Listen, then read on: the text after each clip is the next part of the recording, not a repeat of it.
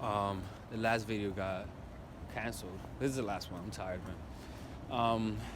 I'm almost done. It's about to be 10 more minutes. I'm done with my walk. This is a 40-minute walk that I'm doing since I cannot play basketball or work out.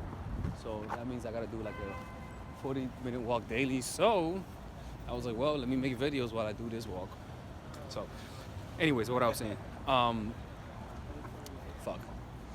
So yeah, in order to show a guy that you could live without him, because it's important, because when somebody knows that you could depend without them, you know what they do? They panic. They sort of, it's kind of like when you have it, it's kind of like how you treat your employees when they're immigrants and they don't have a visa, as opposed to when they're not immigrants and they have a visa and they're not afraid to lose their job. You can easily manipulate a family, a father of 5 who has kids to do whatever you want because he has a lot to lose, you know? So that's the same way, is that the reason why you feeling manipulated is because you have a lot to lose, which his validation, you know? And so it's, if you're not in it, before you get into those relationships, you have to make a mental effort to have that distance between you and that person. And if you have that chemistry with them, even if you feel that chemistry, try to remain a little rational. I know it's hard for you ladies, I know. But try to remain a little rational and look for those things that you will and will not accept in the person. Like saying, all right, is he crazy? Is he broke? Does he have ambition? Does he watch Mindful Attraction and all that sort of stuff? But generally though, man, it's a big part, is that the biggest problem that you guys always tell me is that when you like the guy, you push him away, right? And so for some reason, you guys have the ability to create, you know, attraction in someone, but for some reason, when you like the guy, you can't do it. Why is that? It's because of this one principle. When you find a guy you like, it's almost like you found a treasure. I remember when I had a check of $2,000 and I had to mail it to my ex-girlfriend, not ex-girlfriend, but a girl that I used to see. I was so afraid that I was gonna lose that check of $2,000 that I lost it on my way to the USPS, to the mailing place. I lost it because I was so afraid. Because it was so much money. It was like trembling in my hand. And then I realized I dropped it. I went back and found it. But I was so afraid of losing it that I lost it. It's like when you're not trying to get injured, you get injured. So it's the same way. It's like when you're so afraid of losing the guy because you found the guy. You see, it's the realization that you found the guy. And so because it's kind of like when you're the teacher and your son is your student. Saying so because he's your son, you already just pass him. You know, you just pass him because he's your son. So that's what happens. That when you feel that you have chemistry with a guy, you just sort of want him to pass. You know, you want him to pass, and so you just say, you know what, fuck it, fuck all the negative flaws. Like this is too perfect. You know what, fuck it, he's a good person. You know.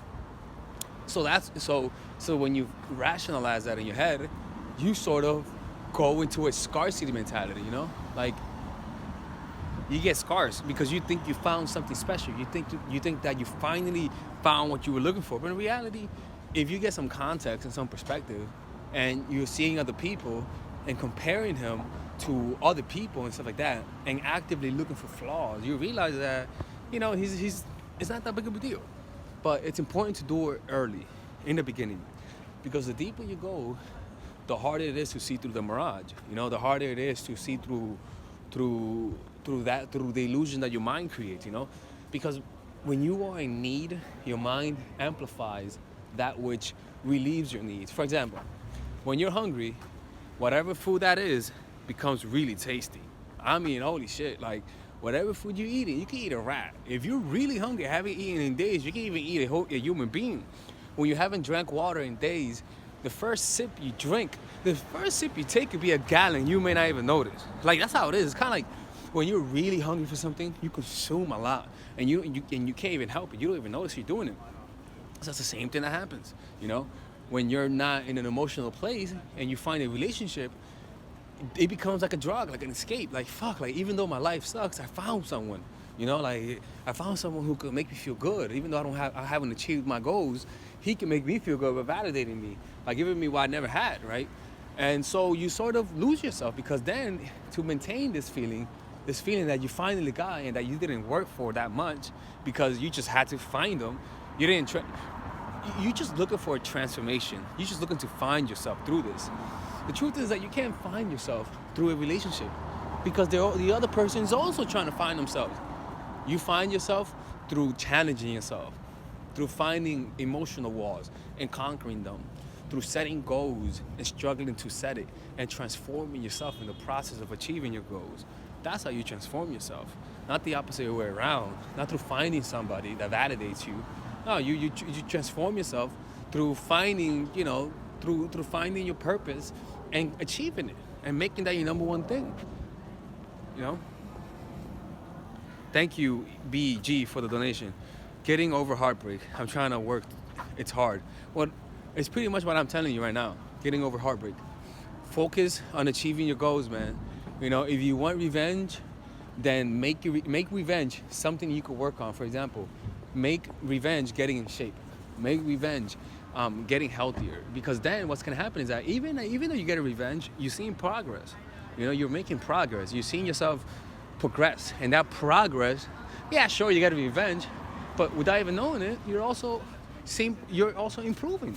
And when you improve in whatever that is, it produces personal pride. And so when I draw, I see the improvement of my drawing.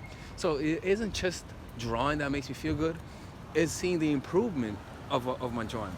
And you only improve when you practice deliberately, when you have a consistent schedule, when you have a routine, when you have a goal, when you have an ambition and all that sort of stuff. That allows you to practice, but practice consistently. Such a nice day today, man. I swear to God, it's such a nice day. I don't know why. Such a nice day.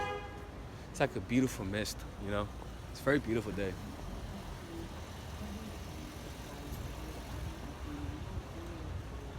How do you stay rational when you like someone? It's so hard. Keep making mistakes. You gotta think long term. You see, you turn irrational when you stop thinking of your overall goal and you focus on your problems. That's how you turn irrational. You turn rational when you think of your long-term goal. So then when you decide in the moment, your decision making isn't rapid, but rather based on the long-term goal, right? So let's say, for example, let's say that somebody stole your wallet, right? And your goal is to become an artist, right? Somebody stole your wallet, right? And then you say, all right, then somebody stole my wallet. So how can I use this moment to help me with my goal? So maybe because he stole your wallet, maybe it forces you to work extra hard on more canvases, so it increases your production flow, because that pain of losing that money makes you want to sort of make up for it by being more creative, whatever the hell that is. But when you ask yourself, how can I benefit from this? I mean, there's no reason for you to grow from that, So yeah. Anyways, to stay rational. So pretty much you just have to remember your goal, and make all of your decisions based on the long-term goal. That's pretty much how you remain rational. That is the only way for you to remain rational, because it allows you to stay focused on the point and not let like the little distractions that try to distract you from looking away, Like your goal should be to just keep looking at the prize and not look away, Like, yeah. It's not going? Oh, that's funny. What's up? YouTube. Oh, yeah. That's so funny. Yeah, I'm making a video now. Yeah. Yeah. What was I saying? So yeah, that's how that rolls.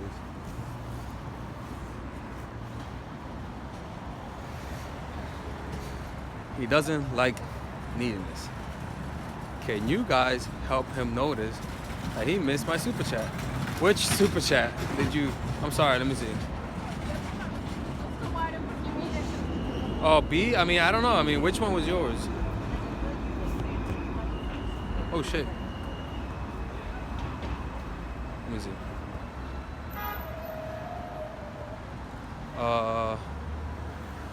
Annie, I don't see the question that you sent. Because the problem was that the last video, You may have sent a super chat. 1 second. She's about sex on second date. Let me ask you something. What's up? So, boom. I not really follow because I don't really use YouTube like that. Mhm. But I look at some of your videos. When you're reading the Art of Seduction, what is something that you could probably like? The best way to actually learn something from the book. I mean, it is a lot of theory behind it. I mean, I think the last few. I mean, the first half of the book isn't good. The beginning half. Yeah, it's just storytelling. But after that, about tactics about choose the right victim or create pain and stuff like that. Those are valid. Yeah, you just gotta read it and Because I'm initially in the first half, and Yeah. I know the second half is probably gonna be more practical. more practical. Yeah, it's more practical. Yeah. Because after a while, I got tired of reading the book, so I started listening to the audiobook. Yeah, the audio was good. But I stopped that, and I just started listening to the 50th Power, Oh, which okay. I found really good. Yeah. Yeah. So I've been listening to the 50th Power because I'm waiting to get the actual physical copy. Yeah. But I feel bad because I didn't finish. The my other goal one. was to finish the other Hey one man, first. they're all good books, so I get it. But generally though, the first half of the book, the last half of the book is really good. So you should check that out, and yeah, they work. So you just gotta find a way to apply and stuff like that. I'm trying to apply a lot of Yeah. repetition. Anyways, I gotta make a video now. I mean, be safe, man. Yeah, you're ready. Yeah.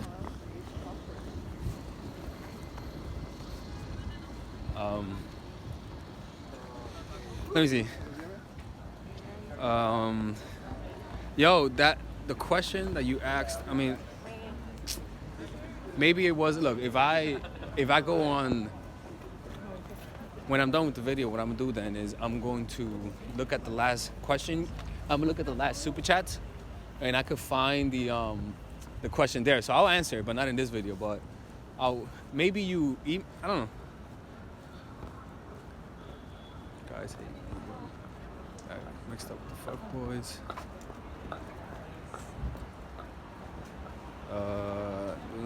Value. What's that?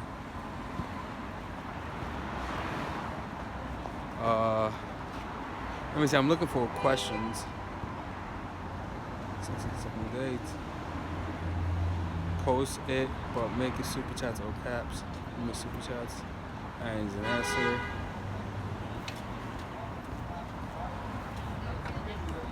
Yo, I don't see no super chats here. Nope. All right, man. If you guys want one-on-one coaching individually, go to mindfulattraction.org/in-game coaching. If you guys want to support the channel, you can purchase my online course and all that sort of stuff. And you guys be safe, man. Hope you guys enjoyed it.